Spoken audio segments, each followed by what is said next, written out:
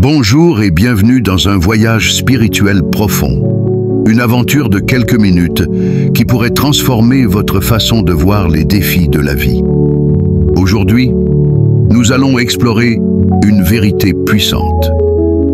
Voici 5 épreuves que Dieu t'envoie avant de te bénir. Prépare-toi. Oui, les moments difficiles que vous traversez ne sont pas des punitions, mais des préparations divines, des étapes sacrées que Dieu utilise pour vous façonner, vous fortifier et vous ouvrir à des bénédictions plus grandes que vous ne pouvez l'imaginer. Dans Isaïe 55, verset 8, la Bible nous dit « Mes pensées ne sont pas vos pensées, et mes voies ne sont pas vos voies, déclare l'Éternel. Ces paroles sont une promesse. » Dieu a un plan même quand la route semble sombre. Peut-être que vous faites face à la solitude, à un échec, à des doutes, à une perte ou à une attente interminable. Peut-être que vous vous demandez pourquoi moi. Cette vidéo est pour vous. Bienvenue sur Prière prophétique. Aujourd'hui, nous allons découvrir 5 épreuves universelles que Dieu envoie souvent avant de déverser ses bénédictions et comment chacune est une invitation à grandir, à croire et à vous préparer pour un avenir lumineux. Ce n'est pas juste une liste, c'est un guide pour transformer la douleur en force, le doute en foi, l'attente en espérance. Alors, trouvez un endroit calme, prenez un carnet, une Bible ou juste votre cœur ouvert et embarquons ensemble dans ce voyage. Si vous sentez une lueur d'espoir, si vous croyez que Dieu prépare quelque chose de grand pour vous, mettez un pouce bleu maintenant. C'est votre premier pas vers la victoire. Et abonnez-vous à cette chaîne car ici, nous sommes une communauté qui croit en l'amour, la puissance et les promesses de Dieu. Prête à voir les épreuves comme des bénédictions cachées, allons-y. Première épreuve, le silence de Dieu. C'est probablement l'épreuve la plus difficile. Vous priez, vous pleurez, vous cherchez des réponses. Mais le ciel semble fermé. Le silence de Dieu ne signifie pas son absence. Il parle souvent dans le silence. Il vous apprend à faire confiance, même quand vous ne comprenez rien. Dans ce silence, il travaille. Il prépare ce que vous ne voyez pas. Souvenez-vous de Jésus sur la croix. Il a crié « Mon Dieu, pourquoi m'as-tu abandonné ?» Et pourtant, c'était le moment le plus puissant de l'histoire humaine.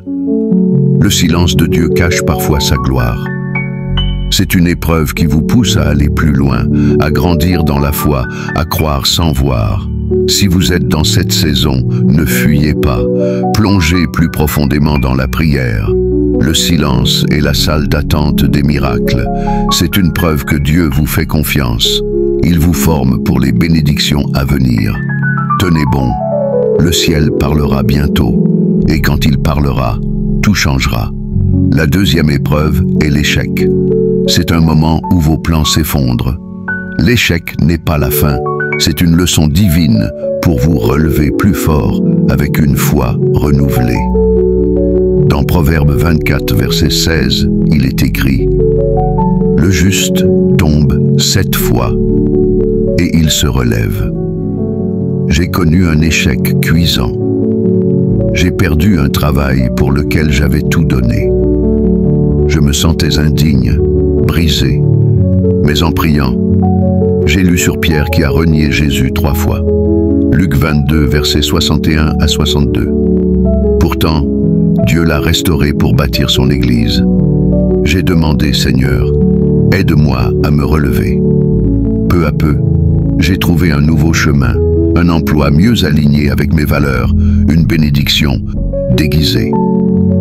La théologie nous rappelle que Dieu utilise l'échec pour nous humilier et nous préparer. 2 Corinthiens 12, verset 9. « Ma grâce te suffit. » La science montre que surmonter les échecs renforce la résilience. Prenez 10 minutes pour écrire un échec passé. Lisez Romains 8, 28. Tout concourt au bien et priez. Seigneur, montre-moi la leçon. Notez une action pour avancer. Apprendre une compétence. Demandez conseil. Après une semaine, observez votre confiance. L'échec est une graine de victoire.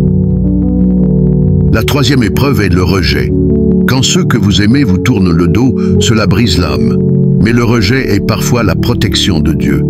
Dans Ésaïe 53, verset 3, il est dit que Jésus a été méprisé, abandonné des hommes, homme de douleur. Le rejet est une étape de gloire. J'ai été rejeté par un ami proche, sans explication. J'étais abattu. En lisant la Bible, je suis tombé sur Jean 1, verset 11. Il est venu chez les siens, et les siens ne l'ont pas reçu. J'ai compris que Jésus aussi avait connu cela. J'ai prié. Seigneur, guéris mon cœur, aide-moi à pardonner. Lentement, j'ai retrouvé la paix. Le rejet m'a conduit vers de nouvelles personnes qui m'ont élevé. Théologiquement, le rejet nous apprend la dépendance à Dieu seul. Psaume 27, verset 10. Même si mon père et ma mère m'abandonnent, l'Éternel me recueillera. Exercice. Écrivez le nom d'une personne qui vous a rejeté. Confiez-la à Dieu dans la prière. Déclarez « Je suis accepté en Christ ». Puis, posez un acte de pardon. Une prière, un mot. Notez votre cœur avant et après. Le rejet n'est pas la fin, c'est une redirection divine. Si cela vous parle, commentez « Je suis accepté », car Dieu ne vous rejette jamais. La quatrième épreuve est la solitude. Dans certaines saisons, Dieu vous isole. Pas pour vous punir, mais pour vous former. Jésus lui-même allait seul dans le désert pour prier. Luc 5, verset 16. La solitude permet d'entendre Dieu sans distraction.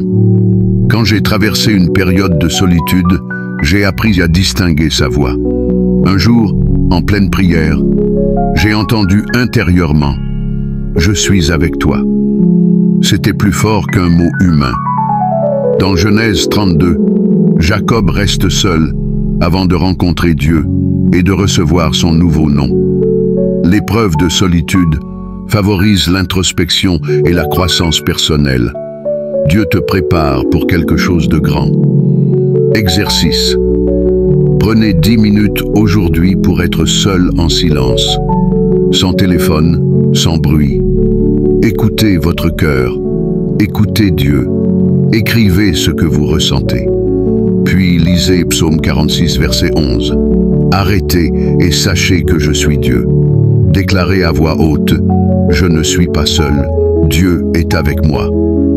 Faites cet exercice pendant 7 jours. La solitude devient un sanctuaire. Si cette parole vous parle, commentez « Je ne suis pas seul » et partagez à un ami qui traverse cela en lui disant « Tu n'es pas seul, Dieu travaille pour toi dans le silence ». La cinquième épreuve est l'attente. Ce temps semble vide, mais il est sacré. Dieu forme notre patience dans l'attente. Abraham a attendu 25 ans pour Isaac. Joseph a attendu des années en prison avant de régner. L'attente n'est pas un retard, c'est une préparation. Dans Lamentation 3, verset 26, il est écrit « Il est bon d'attendre en silence le salut de l'Éternel. » J'ai attendu des réponses, des portes ouvertes, des guérisons. Parfois, le ciel semblait silencieux. Mais avec le temps, j'ai compris que Dieu travaillait dans l'invisible. Il changeait mon cœur, mes priorités, ma foi. Notez ce que vous attendez. Lisez Habacuc 2, verset 3. La vision s'accomplira en son temps. Priez. Seigneur, enseigne-moi à attendre avec foi. Chaque jour, remerciez Dieu pour une chose. Cela aligne votre cœur. Après une semaine, relisez vos notes et voyez ce que Dieu a fait. L'attente devient une offrande. Soyez attentifs à ces signes car ils sont la preuve de que Dieu œuvre pour toi. Si ce message vous touche, commentez, j'attends avec foi, partagez-le et abonnez-vous. Nous avançons ensemble vers les promesses. Que Dieu te bénisse abondamment et te garde sous ses ailes. Merci et à très bientôt pour une nouvelle vidéo.